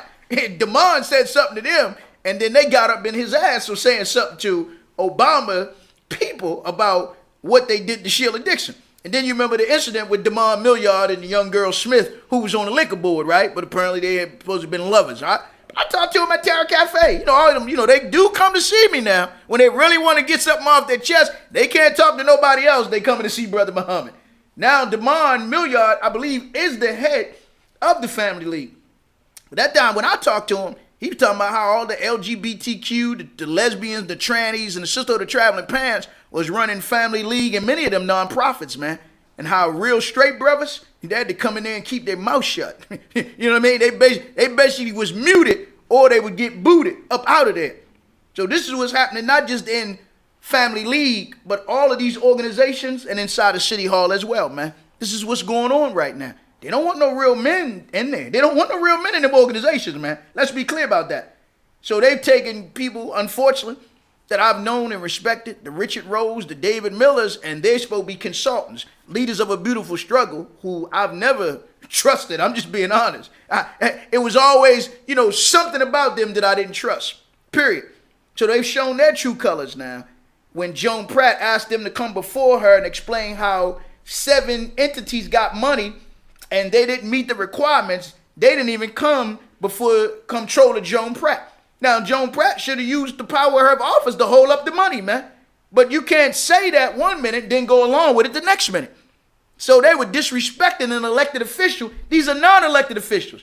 And Jack Young said he was calling for an audit, but the woman who was running that part of the audit, I think her name was Askew, she resigned. So therefore, Jack Young was lying when he said the audit was complete. Well, show us the audit. Or is it just complete with what you want to be in there, right? Then Jack Young, I might well just I'm going to save this one. I'm going to save it. But there was the issue of the Ryan White $14 million that was becoming before the Board of Estimates that Jack Young didn't want to bring up. And then he got threatened by the lawyers for Associated Black Charities because the money was going through them again, which means that obviously somebody is controlling Diane Bell McCoy. You got to ask, who is she working for, really twerking for? That they're just a conduit or pass through for whoever it is the Associated Black Charities working for, man. So again, you tune to the State of the City here on RadioOnFire. So these are some serious issues, man, in terms of what's going on in Baltimore City. But now we see also the police department and the unions scathing report citing chaos. So these are the people that tell the community that y'all need to get along. Tell your organizations y'all got to get along, your grassroots organizations, right? Tell your ministers and your imams y'all got to get along, right? Now they got all this money. The highest funded department in the city is the police department. $500 million, but they can't get along. You got the head of the FOP, Mike Mancuso, can't get along with Michael Harrison, the police commissioner. You got the state's attorney, Merlin Mosby, can't get along with the attorney general, Brian Frost, and Governor Hogan, right? You got, who else you got here? You got Jack Young can't get along with Brandon Scott. One trying to up the other on some election year politics and politics. Brandon Scott never said a word about the death of the University of Maryland player who wasn't from Baltimore. I think he was from Baltimore County, not Baltimore City, right? So now Brandon Scott, who Brother Muhammad, Brother Kevin, shout out to that brother who just came home from the hospital. My man, Brother Dennis Harding, who coaches the Little League football, the Parkside Warriors, right there off of St. Clair Lane. They cross the street from the shopping center where that Giants is, and I think that's Wells Fargo. And they've been asking for years to put lights on the field. This is after little 13-year-old or 14-year-old Deanna Green was electrocuted when she was out Druid Hill Park, and she went to reach the warm, and she was loosening up, and she touched the fence, and then she touched another object, and she was electrocuted. She was shocked. As a result of being shocked, she died. Her father, Bubba Green, used to play for the Colts. They sued the city. Then Bubba Green had invited another company that came in to volunteer to check all the parks and the wiring at the parks, man. Then a white woman's dog got electrocuted. Then you heard Brandon Scott, the city council member, say something about that. The white woman dog stepped on some item and the dog got electrocuted and died. They didn't open their mouths up about Deanna Green, man. And what I'm saying is that Brandon Scott failed Deanna Green. He failed in terms of those young brothers over there, the Parkside Warriors, man. That all the fields should have lights on them. Parents shouldn't have to take their cars and their SUVs and turn them and face them to each other so that the children can have lights on the field and look like a damn, Soul Train line, man. The coaches got to turn their vehicles on the field.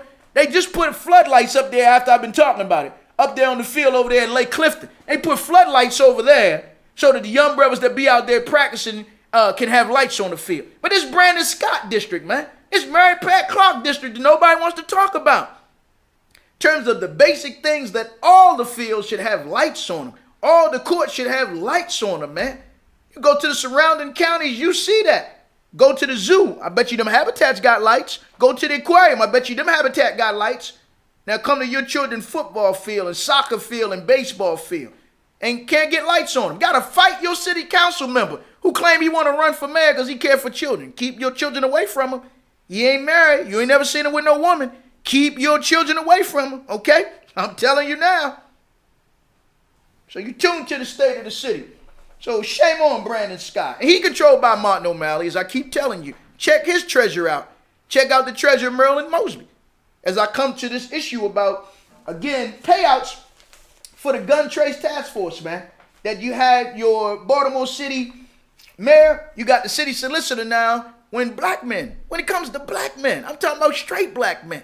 If they were doing this to trannies, they'd have a tranny relief fund set up for them already, man. They'd have a tranny task force. They'd be going around to every tranny location in the city and the 9 police districts on a public tranny apology tour, right?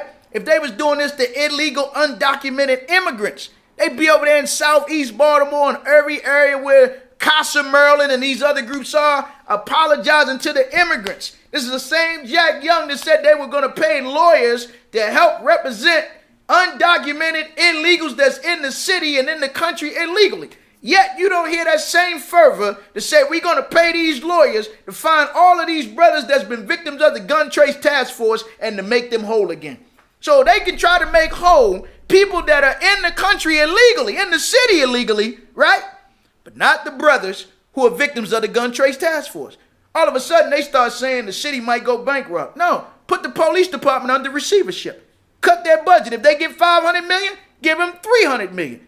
Give them $250 million. That's what you do. But don't try to use this henny penny, turkey lurkey, and all that other BS talking about, well, if we do this, that's going to be too many damn payouts. Well, you didn't say that about the lead paint payouts.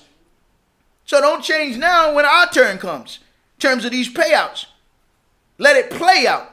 And then bring the money to pay out. You know what I mean? And if you don't know how to get the money, then as I said before, start having some sidewalk sales. Start having some sell-off police equipment sale. Sell off some of them cars down there. Sell off some of them computers and some of that furniture, them flat screen TVs they got down there. They're not like I'm making up something new. Some of y'all been down to the state, what they call that surplus center down there in Jessup, Maryland, near the cut, down near the prison. Y'all go down there and buy you some computers and this and that. Same thing, man. The police ought to have, tell them have a gun buyback. You know what I mean? Have a gun buyback. They got plenty guns. They be selling those, man. They can raise the money. Or you go after their pension. But don't say that it got to be on the taxpayer. It don't have to be on the taxpayers, but you got to make those wrongs right, man. You can't violate my rights. Then when it comes to paying me, all of a sudden, you're going to say you don't have the money, or they wasn't police officers. What was them blue uniforms they was wearing? Wasn't Nazi uniforms. Wasn't no Nazi uniforms. Wasn't no KKK uniforms. Wasn't the Stasi's. So they was Baltimore City police uniforms. So when you all of a sudden the script gets changed to say they can't pay these straight black men, but they want to pay everybody else, hire lawyers to help everybody else. And if you can't do it, state's attorney, then what you need to do, tell your master, Michael Bloomberg, let you work with the Innocence Project or the Centurion Project, which has done a better job of getting black men out of jail than any state's attorney or governor in the state of Maryland, man. Go to the Innocence Project, contract with the Innocence Project. Contract with the Centurion Project.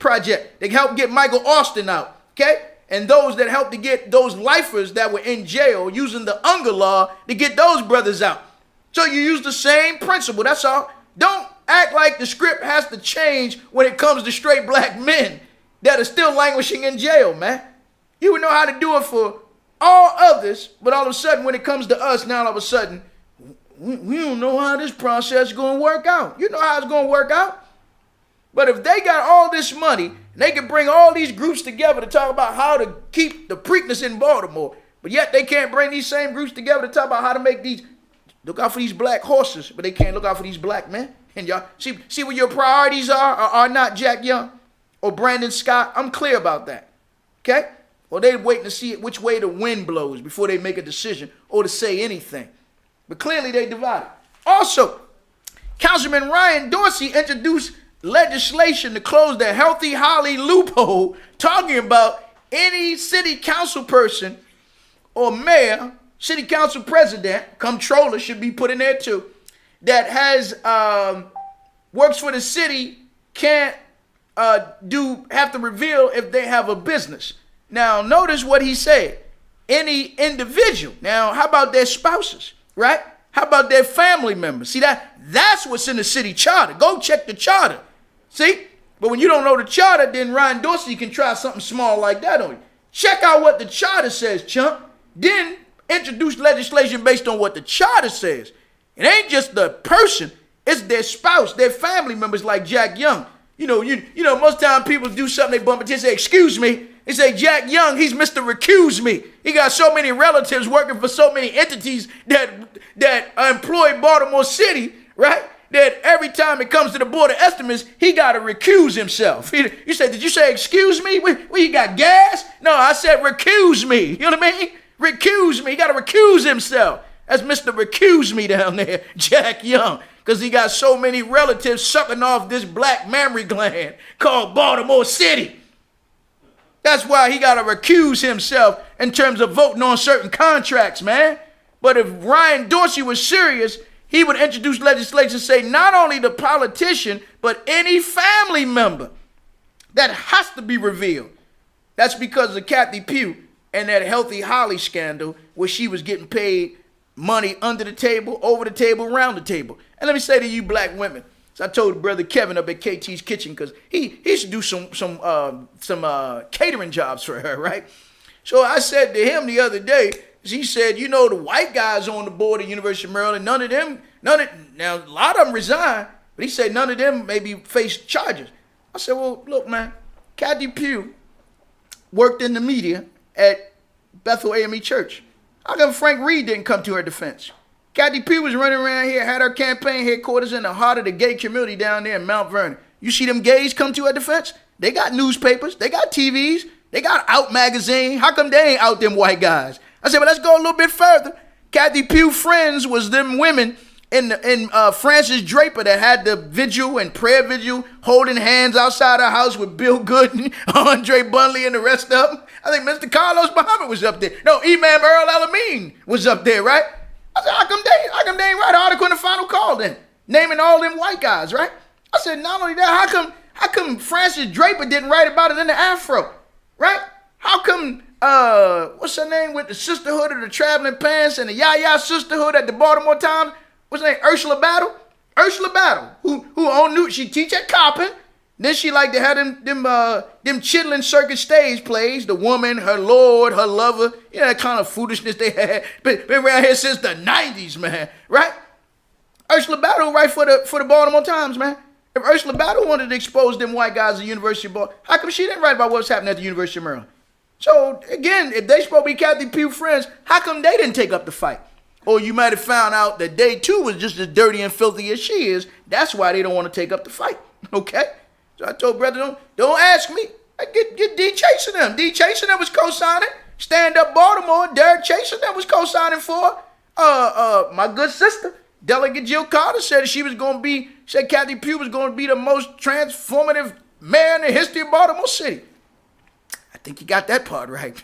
He got that part right. But all I'm saying, let them write about it. Let them investigate the white guys and report that information then. That's all.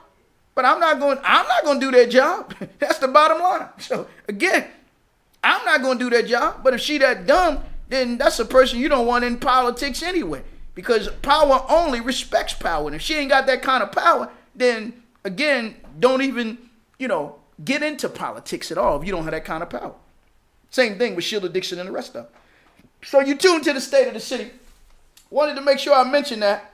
And again, as I said before, the judge said that the Baltimore City Police Department must now pay, man. So Judge Hung, which I mentioned on the show the other day, said they got to pay a man $32,000. Now, Jack Young raised all this money at a campaign event, but they don't want to pay out $32,000? What the hell is $32,000, man? They was paying this fraud who was running their IT department, who just resigned, Frank Johnson, $250,000. They had a ransomware attack to shut down the city, and they still paid this man $250,000. He would have had to cough up at least $125,000 of that money back. He was the highest paid employee in the city, second to the Baltimore City police officer, Detective Ethan Newberg, who made almost $80,000 more than any other city employee, including the mayor, the state's attorney, and Frank Johnson. And now he's suspended with pay for a crime of false arrest of a citizen. Now that's Newberg. Now his real crime, when you go to that Baltimore Brew article, is walking around with that rug on his head, making $280,000, looking like Rat Fink. You know what I mean? That's his real crime. A Jew during Yom Kippur walking around with that rug on his head. That's a god-awful wig piece, man. I ain't seen a piece that bad since, I ain't gonna say nothing about him. I'm gonna let him go today. All right? I'm gonna let that person go today. Okay? But nevertheless, I had to come back and eventually go over. If you go to the Baltimore Brew, talking about, again, the finest paid, the most heavily paid employees in the city of Baltimore, state of Maryland, police department. And these are red flags. When you got officers making this kind of money, their base salary is $100,000 and they making $280,000. All of that needs to be bought in and reined in. You want to talk about corruption, Jack Young? See, but Jack don't want to talk about that, man. Brandon Scott don't want to talk about that. So these people are not worthy of your attention, man, at all, to talk about running for anything. So you tune to the State of the City. Gonna put a pause in it so we can open the line, take a few comments and a few calls if you want to get in. 404-436-1277 for this next half hour. Then we got to wrap up. So if you want to get in, comment 404-436-1277. Might have been something else I missed that I definitely wanted to get into. But our house divided clearly cannot stand, man, when we look at what's happening inside of Baltimore, where you have the divisions. But these are the people that's the richest people. They got the most resources, the most money. They got the most of everything. They got the best of both worlds. And they not happy. Huh? They not happy. They can't find peace within themselves, man. So, again, it lets you see that it's a real crisis. But at the same time, some of it could be a fake fight as far as this fight between Commissioner Harrison and the FOP, right, with Mike Mancuso. So with that, see if we got any thoughts, questions, comments, my brother. All right, let's get to the comments. Any callers? 404-436-1277. You listen to the State of the City at Radio on Fire. Get in where you fit in where you get in before we bring the show to an end. With that, comments, my brother. Why are you so hard on President Obama? Because he was hard on you. You know what I mean? He was hard on you. Look at your condition. Look at what happened to black wealth under Obama. You talking about the largest transfer of black wealth during the Obama administration, and not one banker was charged with their crimes, man. Those were bankers that Obama said, okay, rather than give money back to the citizens, rather than let people go back in their homes, then what Obama said, this is what we'll do. You can donate the money through the Community Reinvestment Act to Acorn, and then when Acorn dissolved, they bought in a group that really wasn't nothing but Acorn dressed up, man. That's all. And that's what they did. This is exactly what happened. So again, because of that, there was no accountability. And guess who was supposed to be the person that had accountability and oversight of the banks and also of the TARP money? It was none other than Joe Biden, man, who was supposed to have been the one to oversee the money. The $1.8 billion came into Baltimore City. Nobody want to ask Martin O'Malley, Sheila Dixon, where did that $1.8 billion go, man? They stole that money. They siphoned off that money. They embezzled that money. They supposed to be on a straight trail of jail with no bail. Elijah Cummings was supposed to oversee it as a congressman, man. So if you say, why am I hard on Obama? No, I think you need to reverse the question. Why was Obama so hard on you? That he looked out for everybody else's rights and not black folk. And you gave all your support to him. In fact, he didn't even run ads over on Radio 1. They was begging him to run ads over there. He didn't even buy time from black media because he know he had y'all. All he had to do was buy certain black media personalities, right? They co-opt them. Now Obama gone. They about to cold drop all of them. You know what I mean? That's what they'll do. Got a caller there, 404-436-1277. Good evening, caller. You on the State of the City at Radio on Fire. Brother Muhammad, Brother Thomas. But Thomas, how you feeling, my brother? Pretty good, soldier. Hey, listen, I don't know if you talked about it earlier or not. I'm just tuning in to you. So Jack Young finally was forced to sell his house in Harford County, huh? I didn't know he sold a house, man. What was that address? You got that address? Address was 4717 Edgewood Road. 4717 Edgewood Road. We're gonna take a little trip out there this weekend, man. All right, we're gonna be there like this way. What's my man? Is that Boss Skaggs say take a little trip with me? We gonna have to take a little trip out there. 4717 Edgewood Road in Harford County. Edgewood Road. Yeah, Edgewood Road, Harford County. All right, now how about you tell me Kathy Pugh sold 1 or 2 houses, right? She sold 2 houses already. Two houses. One in Columbia. So the one in Columbia and one of the ones up in Ashburton up there. All right. Now, how about Brandon Scott? They tell me he live in Glen Burnie or Elk Ridge. He sell his house yet? Brandon Scott lives probably with T.J. Smith because they look like 2 broke backs. He might live with T.J. Smith, man. You know what I mean? Might be Free J. He might be Free J. That give new meaning. That give new meaning. Last night a T.J. saved my life, huh? Listen, I was watching the news earlier today.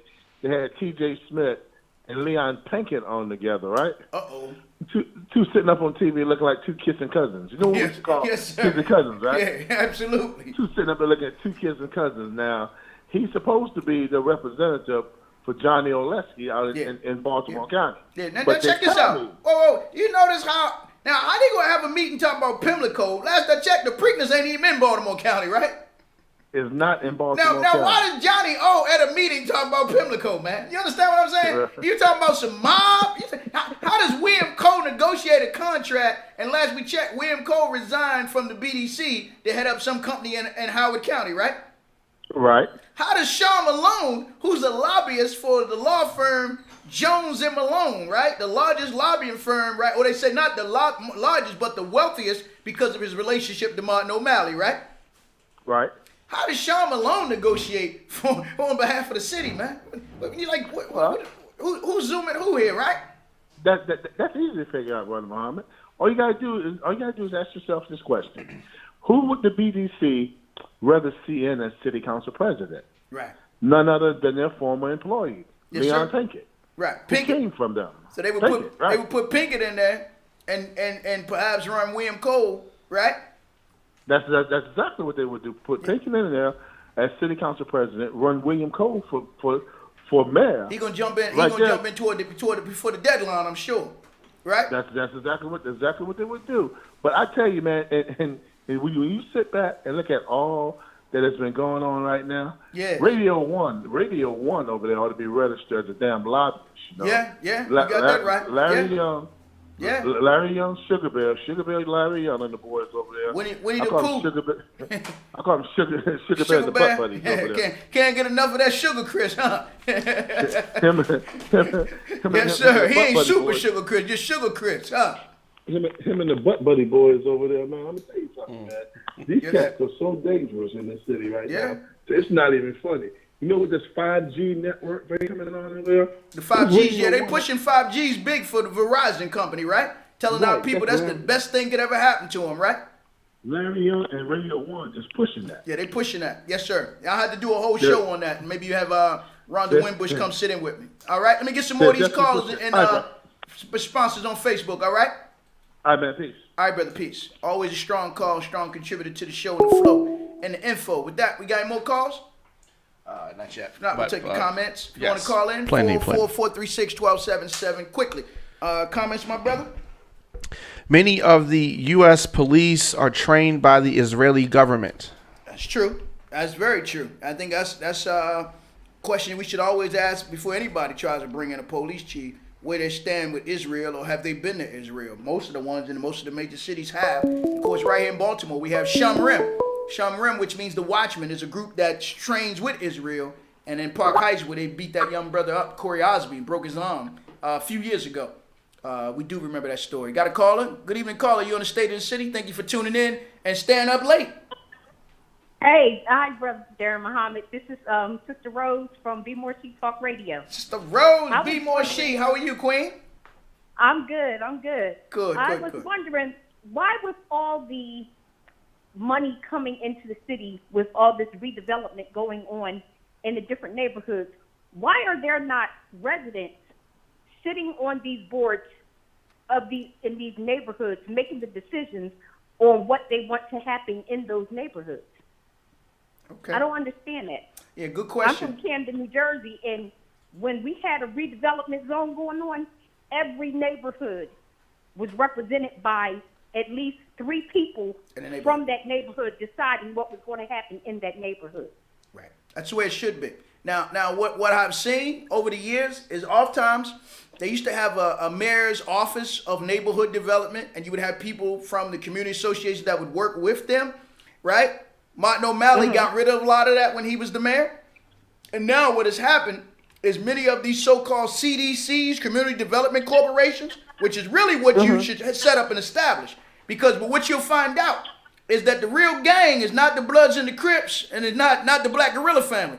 The real gangs are these groups that only want to be the only CDC in the neighborhood because they want to be the go-to girl or go-to guy in the neighborhood. Most of the time, you only see these community groups come out is doing National Night Out, in which they get their little bit of money from the city, and most of them are usually working with the police department, right, or the state's attorney's office. So they really don't want real grassroots organizations having the free reign of developing their own communities. That's the sad part. But yet they'll say that this is, they want transparency, and nothing could be further from the truth. So this is what we're seeing in a lot of the communities that could be developing. So now the new trick, which is not a new trick, but it's the old trick, that the Opportunity Zone funds and resources and services, the governor is now saying they're going to work with the churches. So that's the new move. You saw all the ministers out last week with Dr. Bunley and them talking about they're going to revive the schools and the community. So now the money will flow through the churches. But the sad part is most of these preachers don't even live in Baltimore City themselves. You know what I mean? Exactly. And most of the churches that's in the neighborhood, the people in those neighborhoods don't even go to those churches. Yeah, they don't go to the churches. So that's not even a clear representation of the neighborhood. Yeah, that means with all these elections about to happen, right, the residents here in this city need to put their foot down and demand that they have a voice on the board to say what's going to happen in their neighborhood. I don't understand. I don't feel like I am the person to do so because I've only been here since 2015. Right. But I am sure enough a community activist. Thank you. I was on every kind of board I could be on in the city of Camden in New Jersey. But yes, ma'am. here, it's like I don't want to overstep my bounds because I'm not from here. Right. But I live here now, and I just get so furious watching the neighborhoods just be transformed into what someone else wants and not what the people in the neighborhoods want. Yeah, the people don't really have a voice, and that's what they're supposed to have in elected officials. But the people can see that they don't have a voice inside of City Hall or Annapolis because they doing somebody else's bidding when they come back up to the communities, if they come at all. So you're right, my sister. All right, thank you, Sister Rose. Yep. Appreciate you for calling. Thank you, and have a good night. You do the same. Peace. Next call or next comment. Got another call? No, just dropped it. Comment. Yeah. Facebook, you can comment on Facebook if you like. Nobody there? No, plenty. Okay, the Muslim politician that called Trump an MFer is fighting against the face recognition, according to the corporate news media. What's her name? Rashida. What's her name? Tlaib. Right. Yeah. I never heard a Muslim woman call somebody MF, man. So I don't got Muslim she is, but let's continue in terms of what they think gonna happen, and we'll see what happens as this thing is gonna eventually play itself out. Next comment. The small hats, so-called Jews, and the Jesuits are all behind the non-black immigrants coming to the country and having them in a protected class. Right, absolutely. So the only question is, where are our groups to fight back and push back? Where the black lawyers, which of course they obviously been told they better get in line, right? Because they ain't pushing back and fighting back against it at all. So in each state, you got Monumental Bar Association in the city. Where are they to really stand up for our people, man? So this is again going back to what Charles Hamilton Houston said, right? Regarding black lawyers are either going to be social engineers for justice or they're going to be social pariahs or piranhas on the black community. So this is what you see when they're not willing to stand up for all these brothers that's languishing in prison. That you got to get groups like the Innocence Project, the Centurion Project to fight for them. Then you get a state's attorney that some of y'all get confused about to say she's the only one standing up in the city. Okay, I didn't tell you who her treasurer is, Martin O'Malley's man. So she's married to the mob as well. They ain't free at all. They might be loose, but they definitely not free. Okay? Loose. And if you've been listening to the State of the City with Baba D. Gregory, we told you about her mother. We told you about her father. We told you about her uncle up in Boston. You can pull the articles up. They talk about how all them got kicked off the force for shaking down drug dealers. I'm going to let you in on a little secret about Marilyn Mosby. I talked to some brothers that said they were paying Marilyn Mosby like they just said Kim Ravenel was doing. Marilyn Mosby telling them, you give me $250,000, we can make a murder case go away. You give me so-and-so and so-and-so, we can make that case go away, okay? I talked to some brothers that came to me and gave me that information. Now, if I know that, you don't think the feds don't know she doing the same thing they claim that Ravenel's doing? So keep your eyes open on these zeros that you keep trying to make heroes, and all they trying to do, count them De Niros. Next comment, my brother. It's the same old hustle, Brother Daren, on Pimlico Racetrack. It's a bigger one right here because now it's an opportunity zone.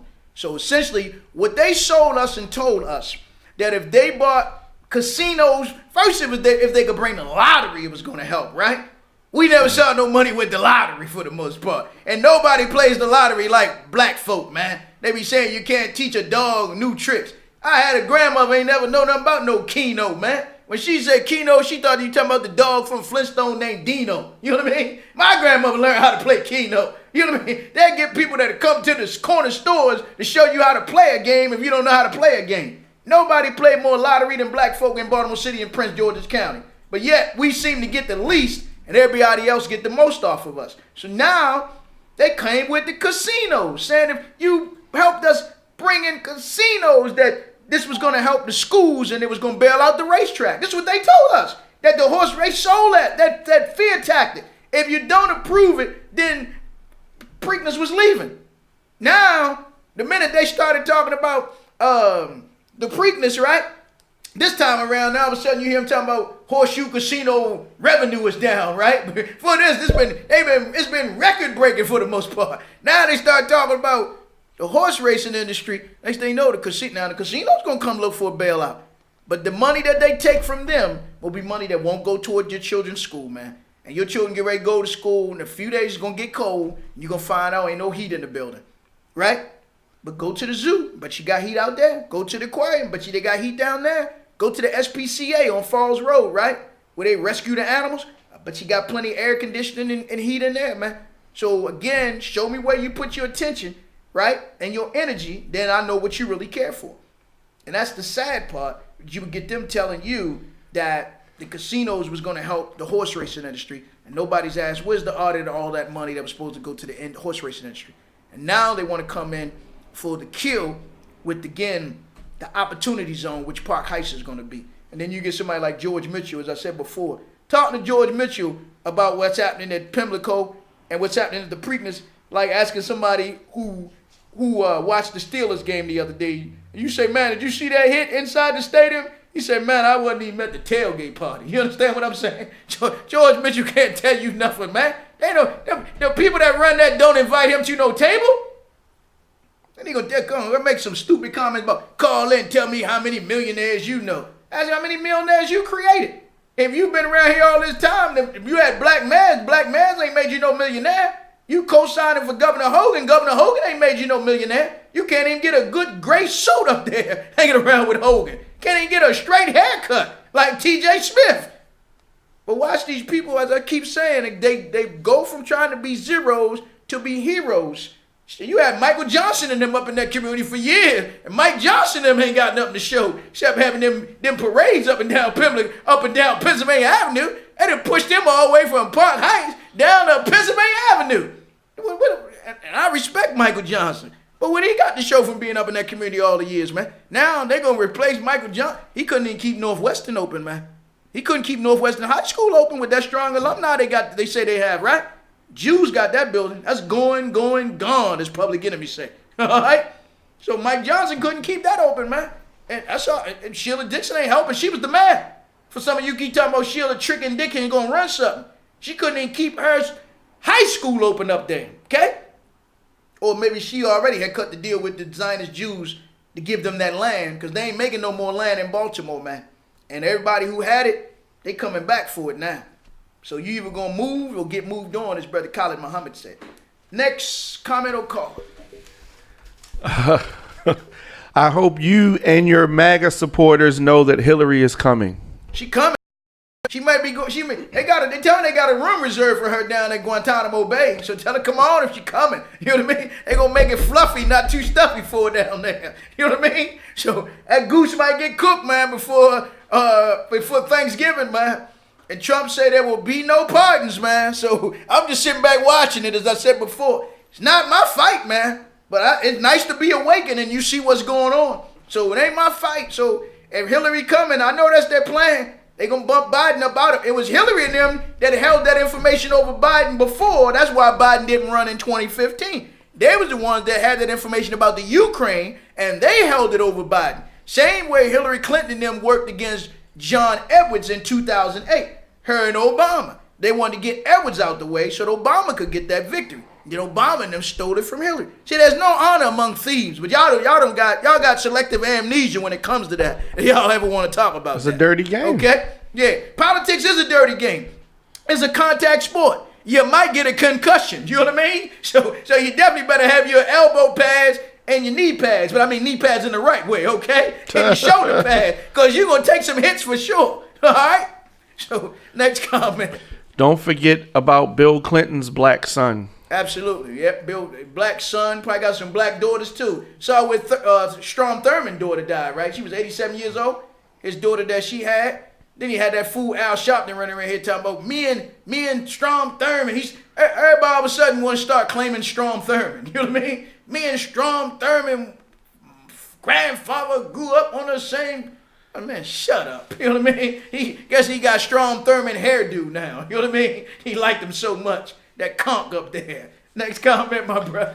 Yes, we know what's going to happen. The succession is Trump is out, Vice President is out, Pelosi is in. You think that's going to happen? Thank you, but Trump will be reelected. But thank you for at least saying we know that's going to happen. Pelosi will not be in, man. Pelosi might be in Guantanamo Bay when they finish with him. What she do? It's gonna be so nice. It's gonna be like my man in the movie. One of my favorite movies was with Richard Pryor and Eddie Murphy, that all-star cast, Harlem Nights.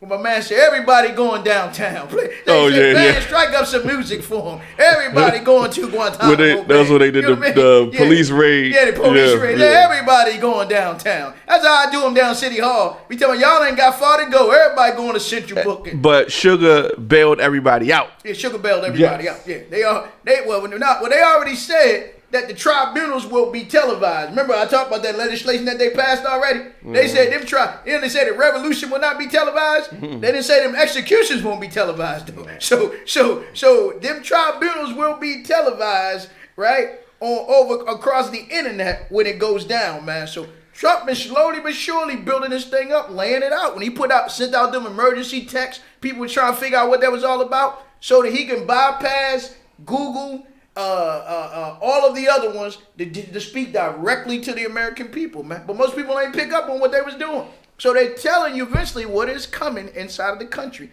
as we keep marching and moving toward this. So again, it's just good to be alive and good to be awakened in these times. Next comment. Thank you, Brother Muhammad, for keeping us informed. Donation coming your way. Thank you for your donation, and thank you for tuning in and telling other people. I mean, bumping and running into so many people that are now listening to the show and they like this format at RadioOnFire. So thank you again to the owners here for opening up these airways. You're going to have to eventually have a meet and greet night, man, at Terra Cafe. Yeah, I think that's a good idea. Have y'all, come out. Got to check your schedule, your busy schedule. You know what I mean? It's kind of far away though. Yeah. We do a meet. Yeah, Terra's so far it's away. Far from here. That's a long walk, But I think we'll be able to do just that. So I had some brothers and sisters asking about just being able to do just that. Yeah, as well. we can definitely do that. We'll definitely do that. Next comment before we begin to run out of time at 9:30. Yeah. Eric Holder slapped the banks on the wrist. Absolutely. Yeah, he slapped the banks on the wrist, and then the attorney generals in each state was told that they got to negotiate with the banks. And so this schmuck that we had as an attorney general, what was his name? What was the Jewish guy? He thought he was going to be the next Jewish governor. What was his name? Who? Under who? The last attorney general we had before Brian Frost. Doug Gansler. Gansler said that they got $1 billion or $2 billion, and each homeowner only got $2,000. What the hell you gonna do with $2,000, man? You know what I mean? So you take that $2,000, stick it up in his yarmulke somewhere, man. About $2,000. You know what I mean? Oh, schmuck. But that's what they did, and we saw the greatest. See, that's one of the dirty secrets nobody want to talk. Prince George's County, man. Everybody know 20%, 30% of the federal government is run out of Prince George's County in Baltimore City. Man, you got Africans in Prince George's County, those from the islands in Prince George's County, and a lot of them lost their homes, man. Or they still upside down in their home. And this is what both been the richest black county in the country. But if you Google stories about home foreclosure, Maryland's still in the top 5 in home foreclosures, man. It's one of the dirty little secrets nobody wants to talk about since 2008. All that wealth in print. When Jack Johnson was the county exec, when what's the guy after they got rid of? What's his name? Rashawn Baker was the county exec, and now this sister who had worked for Jack Johnson, Angela Alsop, right? Is that her name? Alsop or Alsobrook? Alsobrook, I think is her name, right? Alsobrook. Yeah. Prince George County still number 1 home foreclosures in the state of Maryland, man. Guess who's number 2? Baltimore City. But yeah, you got to Google that at realitytrack.com to get that information, man. Nobody wants to talk about it. And that's the sad part. We talking about black wealth. Once you lose that, man, it takes you generation to recover that wealth. Nobody. That's what's not being talked about. So next question. What's gonna happen between the police union and Harrison? Nothing. Unless they force him to leave, and if he leave, he's still gonna get paid. He just ain't cut. He ain't a whole lot. He ain't cut like that. You can see that with his old soft ass self. You know what I mean? He ain't cut like that, man. Y'all know the body language when you see a real black man, and when you see old softy. Carson ain't cut like that. That's all. So he might cut out on you. Hey, look, man, if he start hanging around Larry Young and he up at Shiloh Baptist Church, you know what kind of man he is. Come on, 1 and 1 is 2, all right? Yeah, this ain't no new mathematics here, man. Okay? If he hanging out at Shiloh and up there with Larry Young and them, then you know most likely Michael Harrison is a down low brother and a low down brother, even though he say he married, okay? Because birds of a feather do what? Flock together. Ain't no real man following no brokebacks, man. Ain't no I told that to some Muslims one time. They had an event, and I went in there to the NAACP meeting. I go in the meeting, right? Who's running the meeting? Larry Young and Anthony McCarthy, man. I got up, walked out the room, man. I can't believe y'all called me talking about it's a men's only meeting, and you got a bunch of sodomites up there running your meeting, man. I said, who else y'all gonna bring up here? Dana Owens? You know what Dana Owens on? Club Buns, man. Club Buns, Club Buns running your meeting, and y'all think y'all going somewhere? Yeah, okay, sure, all right. The gay club? Yeah, the gay club. Club Buns down there on Lexington. They up in there running the meeting with Larry Young and them, man. I turned around and walked out, man. I mean, it's like having a meeting with P. Diddy. That's all right. Next question, man. I couldn't believe that. And they got mad with me. Man, I ain't sitting no meeting like that. I lose credibility. You know what I mean? This says strong, straight men are needed in America. Absolutely. And look, that's black, brown, red, yellow, and white, man. That's why let me be clear. That's why black men may not like Trump, as some would say. Yes. But they identify with Trump. Because he speaks with strength, man. That's all. And that's what people want. That's what the American people want to see and hear in 2019, man. That's not no milquetoast. Not these milquetoast leaders today, man. That's all. So you draw strength from men. They say you can't be a man unless you see a man. Can't hear a man unless you get near a man. So that's just the bottom line. And that's what the people are looking for. Real men today, man. And what they're trying to do with this whole counter-revolutionary movement is replacing men as the head of the household. And then when you assert yourself, not be aggressive, they want to call that toxic masculinity. Say, no, toxic masculinity is when two men trying to be with each other. That's toxic. Toxic femininity is when two women trying to be together, okay? Be clear about that. Crystal clear about that. So you don't fall for that. They'll try to play them Jedi mind tricks on you. I don't want to be no toxic man. You know what I mean? I want you to be a damn tenderoni, man. You call the dog won't even come to you. Ain't nobody going to respect you in your household.